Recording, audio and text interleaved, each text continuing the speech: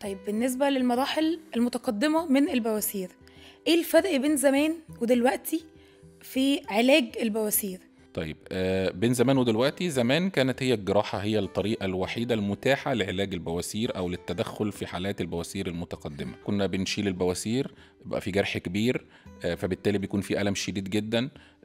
المريض بيبقى عرضة لحدوث مضاعفات زي عدوى في الجرح، وجود حدوث تليف أو بيؤدي لضيق في الشرج. بنضطر ندخل المريض بعد كده نعمل له عملية توسيع في الشرج، نزيف شرجي بعد العملية.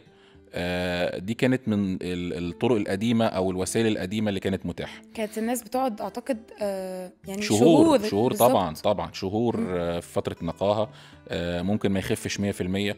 ممكن في بعض المراحل المتقدمة زي البواسير من الدرجة الرابعة لو هي موجودة في أكتر من مكان في الشرج بنضطر نعملها على مرحلة واتنين، ما بنخلصش المريض منها من أول مرحلة.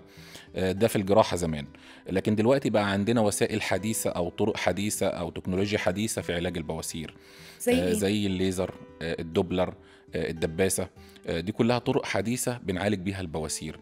كل طريقة من الطرق دي ليها مميزاتها، وكل طريقة من الطرق دي بتنفع في حالة وما بتنفعش في الحالة التانية. يعني على حسب التشخيص بتاع حضرتك لنوع البواسير أو درجة البواسير تبدأ تستخدم الجهاز المناسب للتشخيص ده. تمام كده. يعني بواسير من الدرجة الأولى أو الثانية أو الدرجة الثالثة، أو أحيانا بعض الأنواع الدرجة الرابعة ممكن نستخدم الليزر معاها.